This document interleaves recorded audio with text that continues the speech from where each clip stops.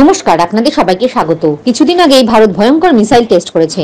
এই টেস্ট আটকানোর জন্য চীন গোয়েন্দা জাহাজ পাঠিয়েছিল, কিন্তু ভারত পাত্তা দেয়নি এবং সফলভাবে উড়িষ্যার চাঁদিপুর থেকে টেস্ট করে। এই টেস্ট হতে না হতেই ভারত আবার মিসাইল টেস্ট করতে চলেছে।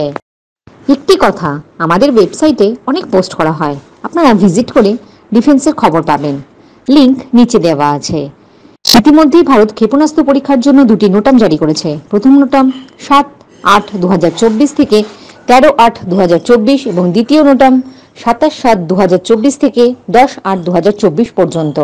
প্রথম নোটাম এরিয়া 125 কিলোমিটার, দ্বিতীয় নোটাম এরিয়া 595 কিলোমিটার।